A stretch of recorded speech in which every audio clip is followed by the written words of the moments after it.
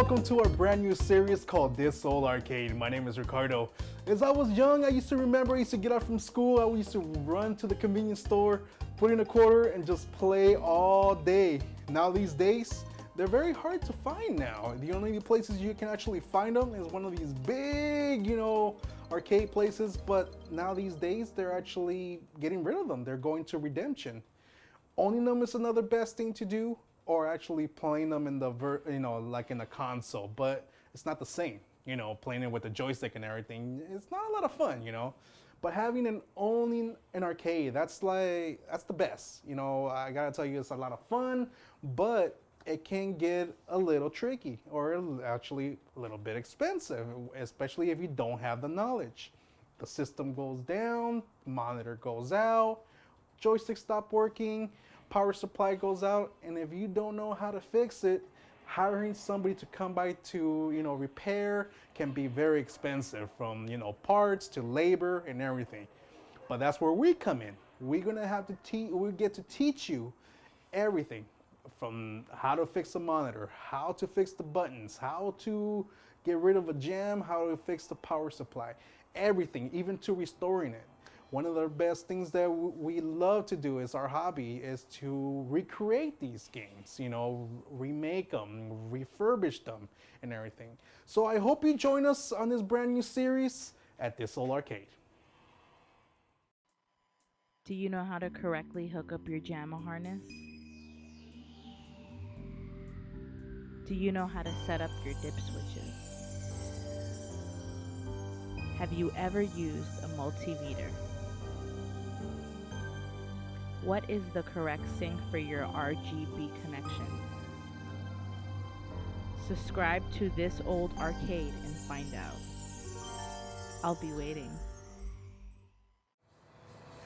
Welcome back to This Old Arcade. I'd like to introduce you to one of my good friends. I've known him since pretty much I was 8 years old. I remember I used to go to his arcade when I used to go when I was in the weekends, and he actually taught me everything.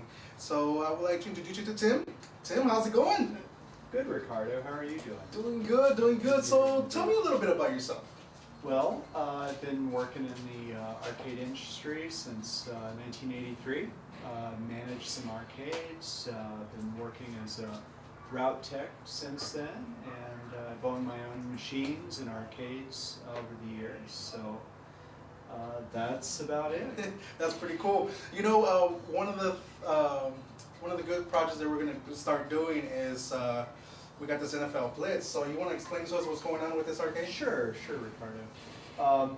The Blitz cabinet here, as you notice, the marquee's off. There's various problems. This particular machine's got a lot of interference in the screen. It's got interference in the audio.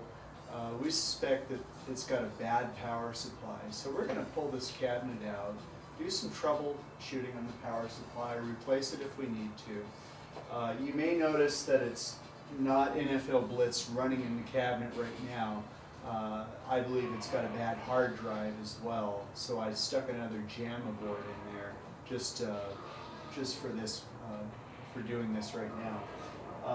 Anyhow, so let's pull this out and see what we've got in the back of the machine. Aha, I found the problem. A rat. That's our assistant Pepina. No. All right, so we got the back door of our Blitz open. I've got out my old Fluke scope meter here, set on volts DC. I'm going to measure our 5 volts on the power supply first and see what we get. Okay, let's see here. 5.09, that's not too bad there. When we're checking here,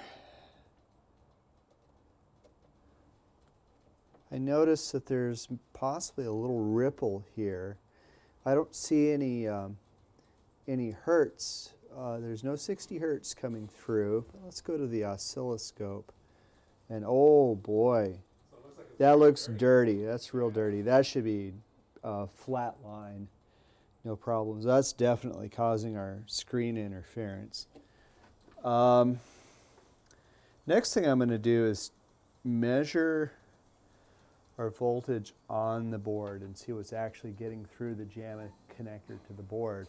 A lot of times these JAMA connectors where the pins go under the edge, they get carbon buildup, dirt, or it's just not a really tight connection. So you're losing power across that connector there. So we go and try to measure on the board at a point fairly far from the JAMA connector. Let me switch back to my meter here, just to kind of see what's getting across the board.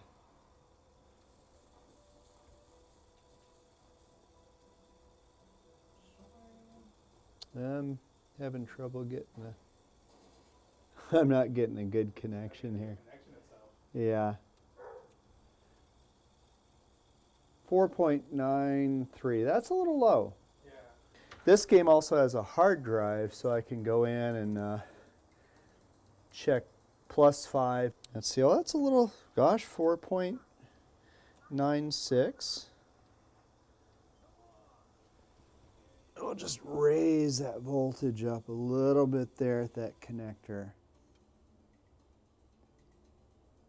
5.03. So you want to keep it around 5 volts to make it... Yeah. You don't want it to get too high because it can destroy IC chips on your board.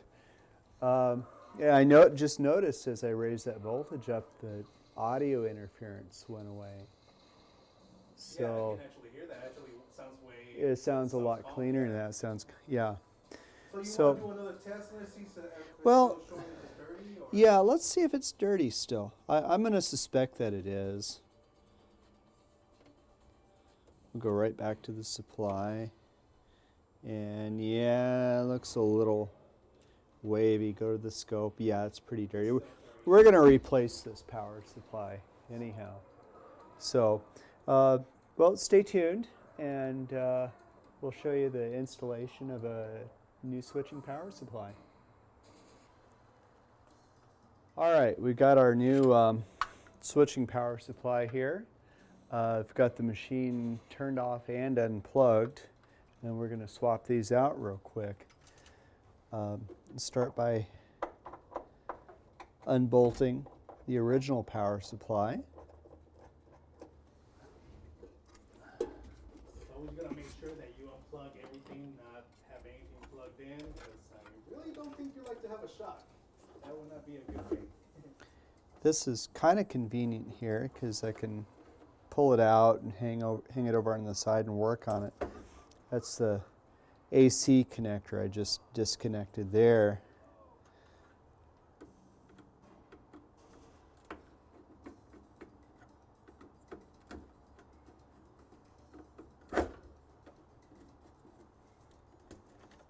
I'll slip those connections off.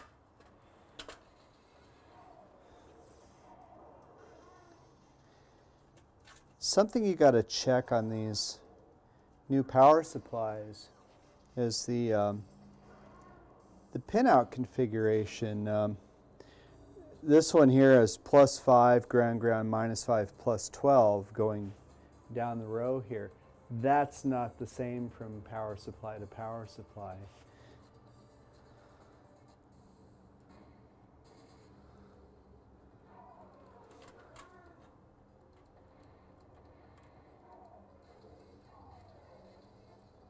These are configured a little differently.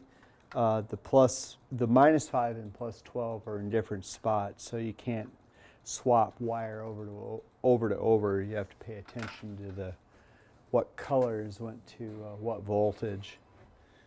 So let's see here. I'll start feeding these back on.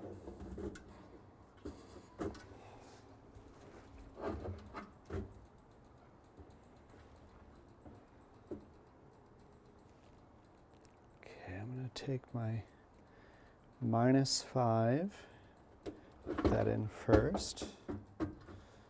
On this one here, it's a yellow wire.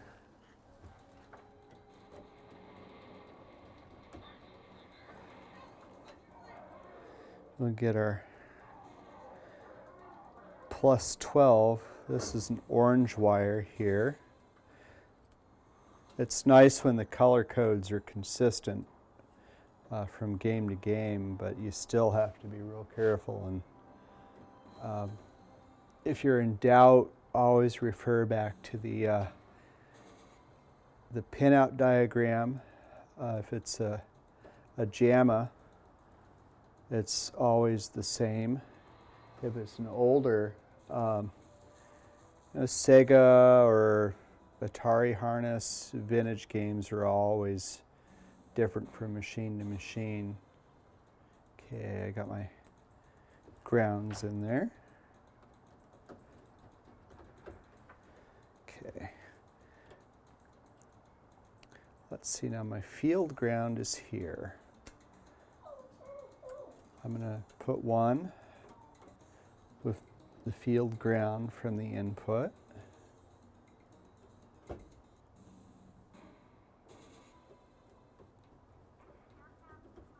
And the other's going to go to one of my regular ground outputs.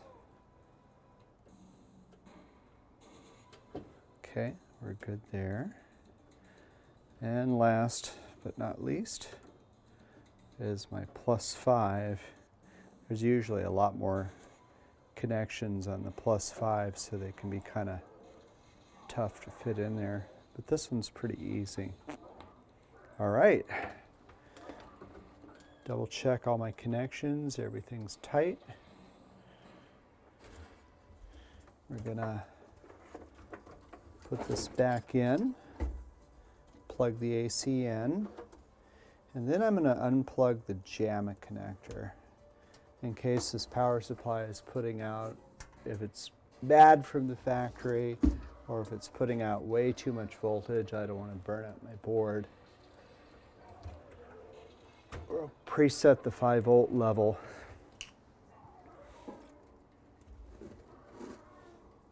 With everything, with the computer board unplugged.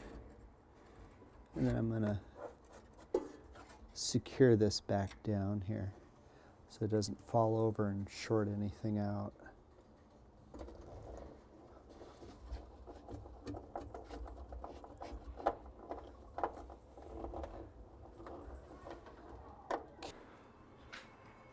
All right, we're back on. We've got a little red light on the power supply. That's a good sign. Hook our meter back up. Go to my meter.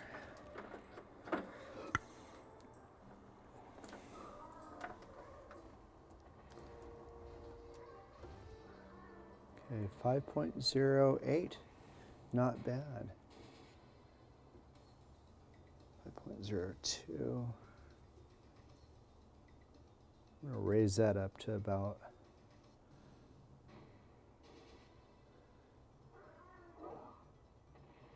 I'll leave it at 5.08. Okay, now I'm going to power down and plug our JAMA connector back in.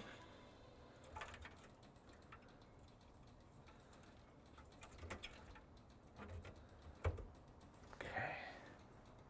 All right, I'll flip it on. And set my voltage on the hard drive.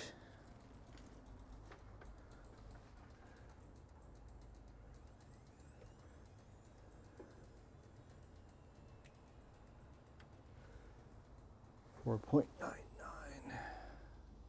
to come up a little bit.